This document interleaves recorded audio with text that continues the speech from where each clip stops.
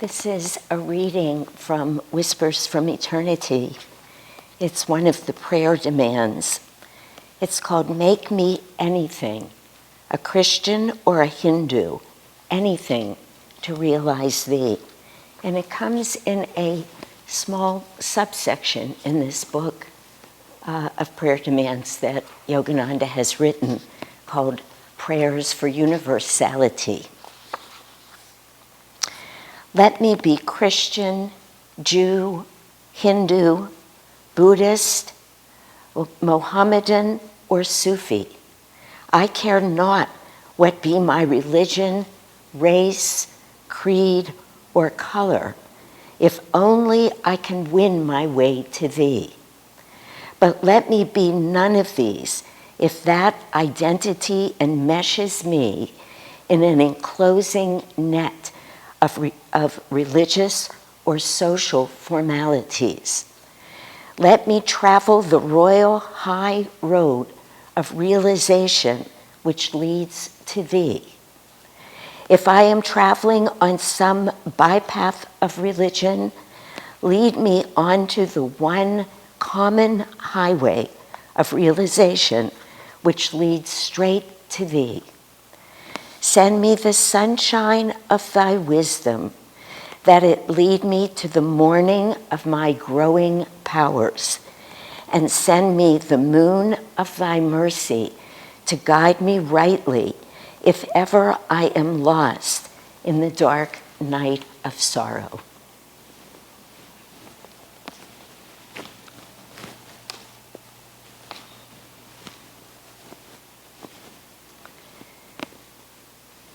The reading for today, let me back up for a minute. I'm currently teaching a class called Secrets of Emotional Healing. It's a twice-a-month class that'll go on for close to a year, based on Swami Kriyananda's little book called Secrets of Emotional Healing. And I've told the class this now several times in only several classes.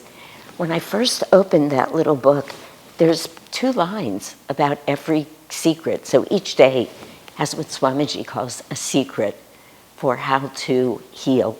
He does them on marriage. He does them on many topics. I don't remember them all now, but there's a whole secret series. This one's on emotional healing. So the first week was anger. The second week was anxiety. Every feeling that you could imagine.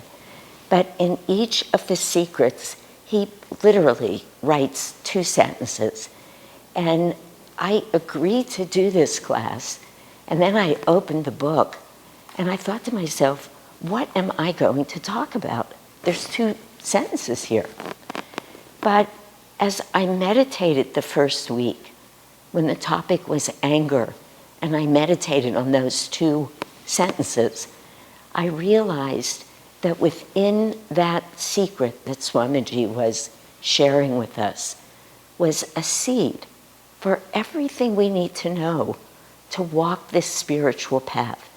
And then the same thing was true last week when we talked about anxiety.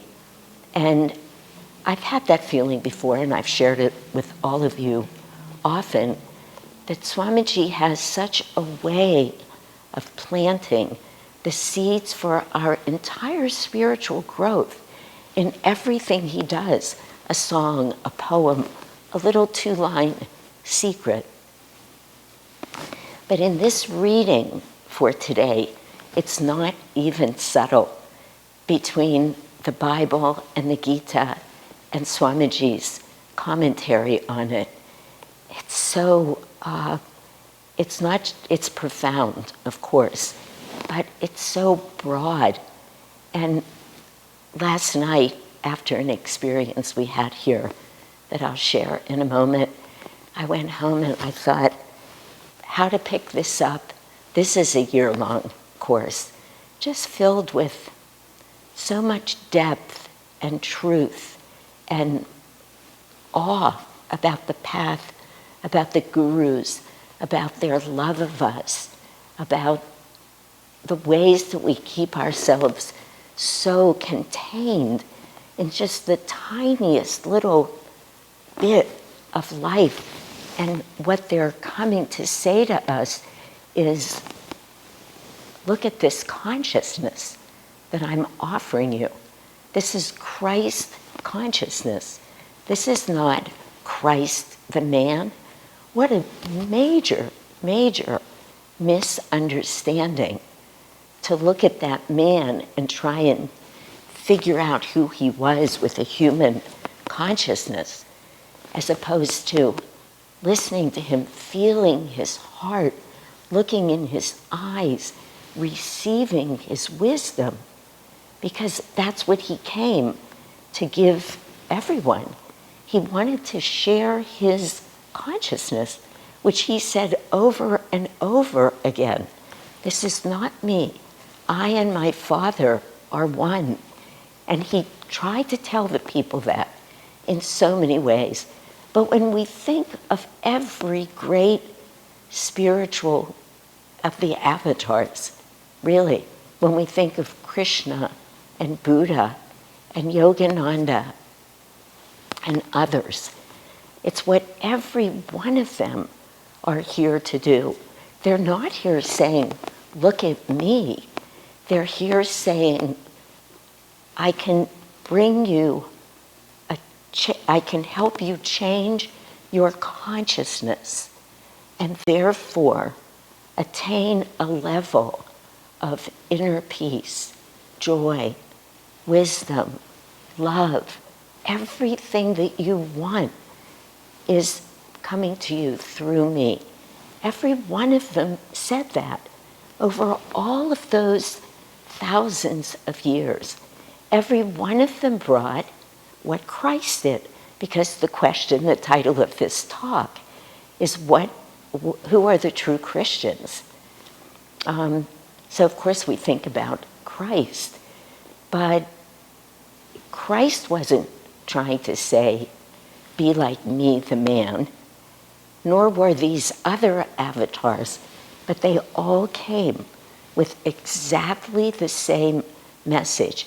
And they all came making every effort that they could in this life, in the life that they lived, in that human body, to share with as many souls as they possibly could.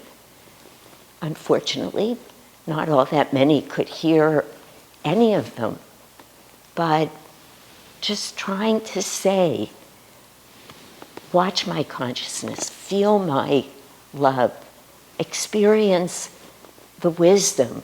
That's how you will know me, and therefore know your true self. I will come back to this altar, but I was thinking last night about the experiences we had. I've been to Israel twice now, and it happened within a 1-year period. And both times that I went to Israel, I had some of the same experiences. And I don't really want to talk about all of that because that was many sermons when we first came back. It's so powerful in Israel. But there's two things going on in Israel all the time. One is that there's a constant war about people's beliefs. There's a constant war between the various religions. It's over beliefs. Of course, once you have a belief, you have to have an opinion, and they express their opinion loudly, often, well, as opposed to an experience which takes you beyond belief and opinion. So when you're in Israel, you are bombarded by varying beliefs, and you just learn to flow with it because it's just part of what's happening there now.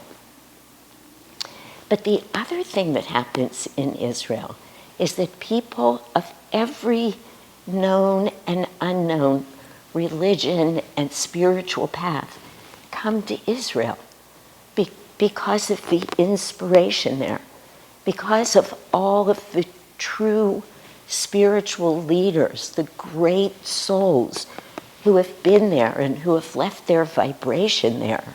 So everybody comes. And in those moments, when you're not in a discussion, discussions are hard in Israel, at least much of the time. But when you're in other moments, when you're in a tiny little church with great acoustics, and you're there with people from multiple other countries, religions, speaking different languages, but you all start singing together, you're beyond belief, and you have an experience of what these masters were trying to show us and give to us. You transcend everything intellectual. You simply, now I could just be speaking for myself, except the second time I went, we went with 40 people, and we spoke to, I was going to say the multitudes, but we didn't. But we spoke to many people, and everybody shared the same thing. Your heart is just burst wide open. That's what happens in these extraordinary places, none of them really like Israel, where the inspiration that was and forever will be there is there. And music, maybe more than anything, that takes people out of their minds and into the experience that is waiting to be had, becomes the living example of what it is to be a true Christian. You're not debating it anymore. You're not trying to figure out these words, even that Swamiji wrote. Do I agree with that? Gee, have I ever experienced that? You're in your mind, you're reading it. No, it's not like that. You have the experience, and you know it. It transcends the mind, it transcends the thoughts, the arguments, mental arguments. And it's so magnificent to touch it for those moments that there are very few people, at least that I've met, not just amongst the 40, but amongst hundreds, at least, that I've spoken to over years who have been to Israel, maybe more, who just, their hearts aren't longing to go back. And what is it that they want to go back to? This tiny little country that's the size of New Jersey, where you're never quite sure when a bomb's going to drop, where you always have to listen to people's own opinions about who's right, who's wrong, why, and the history. No, that's not it. It's because you move around and you meet people, and nobody says, what religion are you? Where did you come from? Nobody cares. Your hearts are open, and you have an experience of that oneness. I was listening to Bharat once. He told a story of when he went on pilgrimage to Israel with Swami Kriyananda. This was many years ago. And they came to the Jordan River, where, of course, everyone wants to get in and be baptized. And he told this story that they went, this was quite a while ago, and they went and they were there with Ram and Diana, both of whom were raised Baptist, and both of whom have that fire that you can imagine in a Baptist church. They're big souls, fabulous souls. And they were in the river, and you walk into the river, you're in these white gowns that they try and sell you, but usually rent to you. And you go in, and Bharat said, you know, they were in there singing about baby Jesus, some song, I don't remember, because I'm not Christian, I never sang it. But they were singing the real Christian part of it, and then each person would go in and they would dunk them under the water. It was full immersion with Ram and Diana then.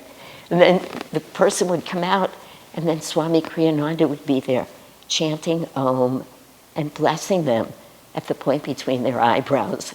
And Bharat said, everybody was looking, and people would come over and go, what denomination are you anyway? You know? And really, that is a very hard question to answer for most people because it falls kind of in the category of what Buddha said about many of the questions that were asked of him. The mind that asks that question will never understand the answer. And it's just true. You want to go, you wouldn't understand. You know, we can say self-realization, but we really mean it. I mean, that's the point. It transcends the teaching of any one religion.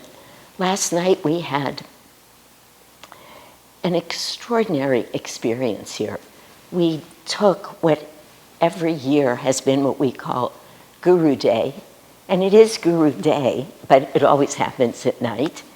And we, of course, couldn't be outside with 150 people the way we usually are, so we brought it inside and we did it virtually, and you can see behind me probably 75% of what the altar is. We always have big altars, but as I think you can see, this altar just envelops me. Maybe you can't see it, but then you'll take my word for it. It's big, and it's a day that's dedicated to honoring the gurus. It's a very precious, deep, I mean, as you could imagine, you're honoring your guru. So in India or in here, it's always very meaningful. And we did that here last night. And we had, Asha gave a few of the talks, Sai Ganesh gave a talk, James did a little 10 to 15 minute talk at each of the masters. It was an evening filled with devotional music, with candle lighting, with all of the energy that even went into creating this beauty. So one felt the experience before the evening began. And please watch it if you can. But when Sai Ganesh started talking, he was talking about Babaji. And it was a beautiful talk. Really, I'm going to say very well done, but it was so inspiring. Just kind of easy, his demeanor and the words and the lesson. And he told a story about being in Badrinath and hiking up several thousand feet from there. And the story was about temples that are dedicated to Babaji and that whole area. And Sai Ganesh is actually very well informed about most places in India and all of the Indian habits and customs. And he started seeing a flag that he had never seen before. So he did what he would do. He got very curious. He was looking into it. Anyway, the most important part of that story is that hiking all the way up and hiking all the way back, he was seeing more and more and more of the flag, or at least he was noticing it this time. And he got back to the town and he realized everybody had a different story about what the meaning of the flag was. Now that story in and of itself is just a beautiful commentary on who are true Christians. Everybody thinks they have the truth and it's a kernel of the truth. But when you get down to it, it can be their truth or their thoughts, that's fine. But there's no one truth. It just doesn't exist, and he discovered that. So that was very meaningful. But then he went on to quote, he moved on in his talk with a quote from Sri Yukteswar to Master in the Bhagavad Gita. This is not the exact quote, but it's close enough. He said, Sri Yukteswar speaking to Master, said that Babaji, he was speaking about Babaji, he said, he's beyond the perception of your dwarfed vision. He's beyond the perception of your dwarfed vision. He was saying this to Master at some point. he's so big. You can't speak of it. You can't see it. You can't imagine it. This is who Babaji is. Now, I'm not going to give Sai Ganesh's whole talk, but I hadn't really read the reading carefully yet until I went home. And when I went home, I said to myself, that's a talk that just fits in here so perfectly, because as he said, and I'm paraphrasing him, but it's the point for today, Babaji is so huge, he's so big, and yet he's not really related to any culture, to any religion. Everybody kind of wants to claim him. Many people speak of him as being Indian, but is he? He was the one who was responsible, most recently, for bringing Kriya to the West to teach Westerners in America, in Europe, all over the rest of the world, people of every culture, religion, color. So who is that man? I remember many years ago, we had a couple in our congregation who were getting married, and their family came, and their family had no idea. I mean, they looked at this altar, and you could just see them shaking their heads. But after the service, the brother of the wife of the bride came up to me, and he said, "Is that person," he was pointing to Babaji, "a man or a woman?" And I said, "Yes." And he said, "Is he Indian?" And I said, "Yes." And he said, "Oh, he looks like he could have been from Southeast Asia." And I said, "Oh, he is." I mean, it was just like that. I wasn't trying to be, I played with him a little bit, and then I tried to explain, of course, knowing that I couldn't. But, and if you think about it, Buddha's the same way. How many people have a statue of Buddha adorning their home, their gardens, wherever? They don't know anything about Buddhism. They're not Buddhists. It doesn't matter. There's something about these great saints that call to us. And while we may not know very much about them, it always feels like they're talking just to us, because, in fact, they are. And it's a very challenging notion to get your mind around. There's another story that I'll share. I've shared this before, so some of you know it, but it's very telling. I was working at Kaiser in a clinic there as a physician, and I walked into a room and I met a patient and I was talking to him a little bit. I don't remember how this started because the story itself is very unlike me, but I know the story. I was there and I know it happened. I must have said something, I must have quoted Christ.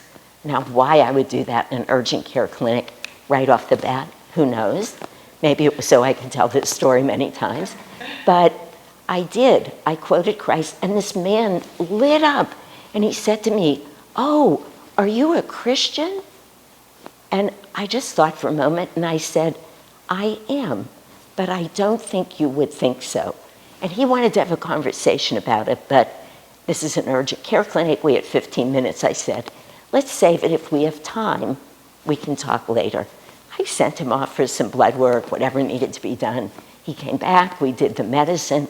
Then he says to me, "So tell me, do you believe that Jesus Christ was the only living Son of God and that he died on a cross for our sins?"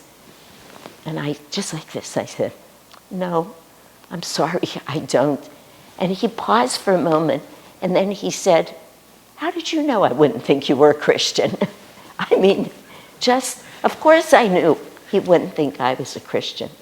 But I will tell you, as somebody who was born and raised Jewish, I know I'm a good Christian. I know I am, meaning I'm doing my very best to live. I'm certainly not there yet, but I'm consciously, thoughtfully, actively, literally every day of my life as are all of you, doing the best I can to live according to Jesus' teachings and to his consciousness.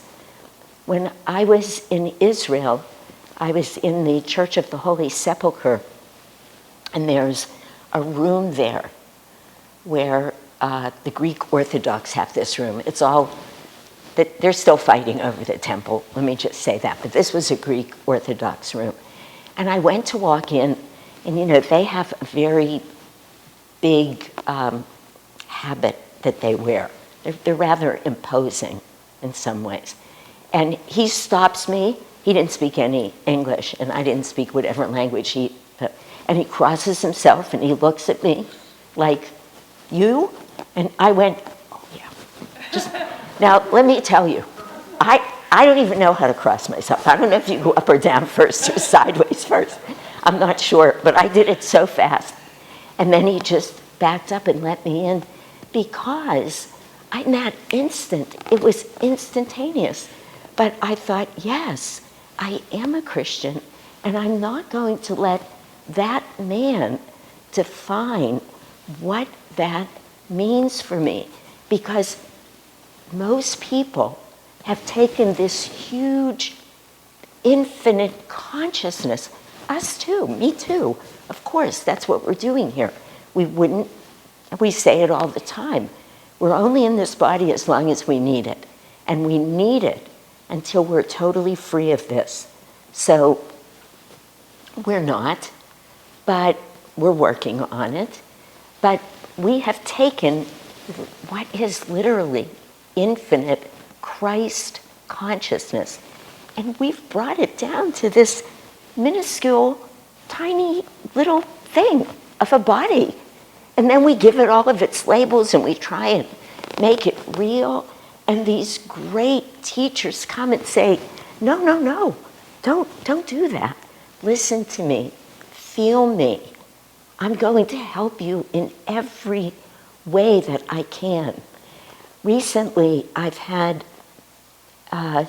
we've been doing meditations because nobody can come together in person. We've been doing more online meditations for more groups of people. Just, obviously we love to meditate, but also as a way of helping people hold on to their inspiration, their dedication to meditation, their enthusiasm, and us, so that we're all connected, that they remember there's a temple here, and not the few of us who are in this temple, we haven't forgotten about them. So in one of the groups, we realized that a lot of the people were not necessarily doing all of the practices. They just hadn't developed the habit, they don't like them. I never do a lot of the practices that you learn if you come here and we teach you meditation. Hang Sa we start with, energization, the Om technique, something called Mahamudra. We just go through a lot of techniques leading up to what is called Kriya Yoga, this beautiful meditation technique. And a lot of people come to Ananda to quote unquote get Kriya, but they don't want to do the techniques. So I thought to myself, how can I help inspire them when I'm teaching them and leading them? So I say we because Sai Ganesh and I are just doing this group right now. We started, a few weeks ago we did Mahamudra. This past week we did the energization exercises. We'll move on through each of them. I was amazed at what came to me, of what I learned, at what I wanted to share when I had to think of how to communicate.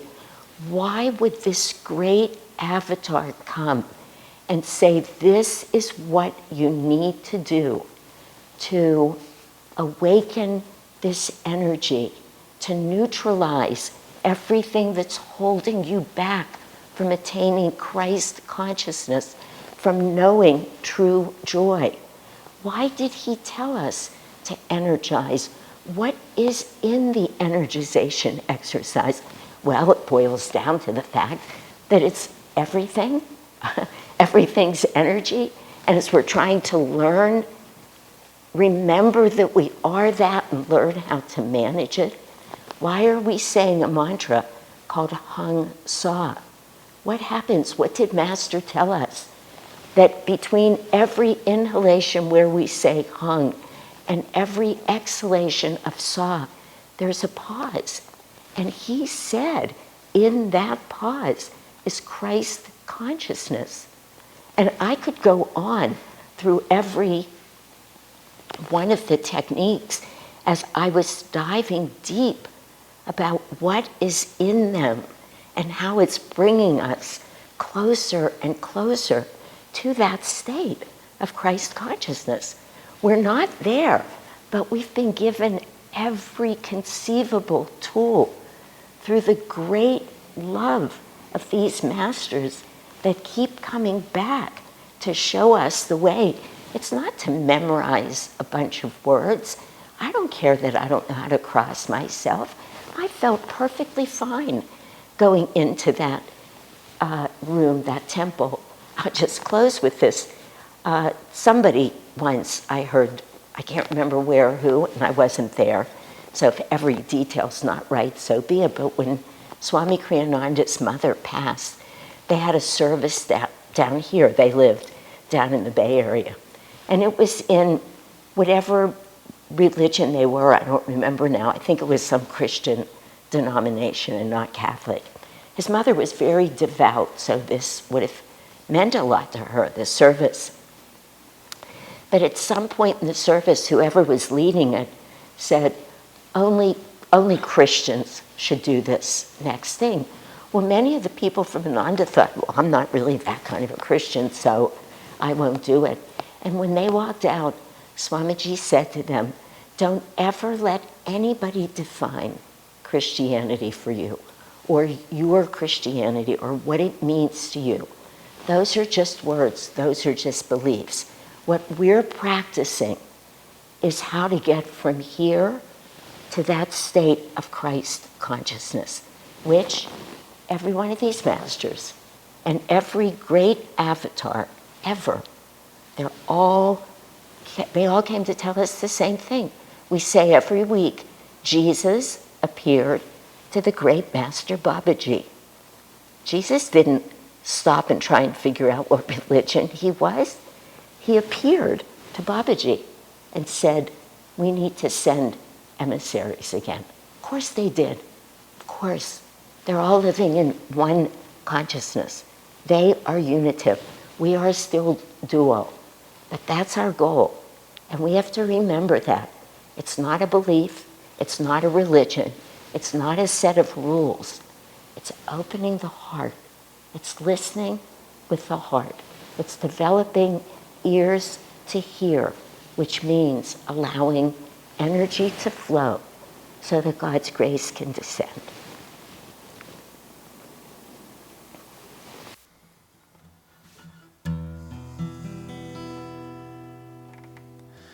He who would slake his thirst now and forever, let him not fill his cup here from this well. From living water, sipped in the silence, in spirit and in truth, break ego's spell. Though fallen deep in sin, by man abandoned, if longing for his grace, truth be your guide, he can redeem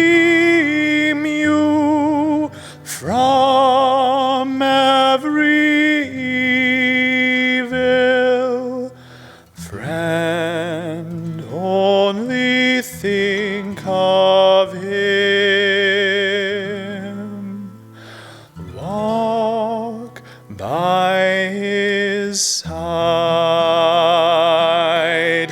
He can redeem you from every evil.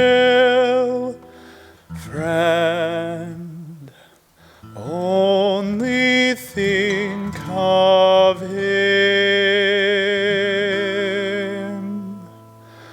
Walk by his side.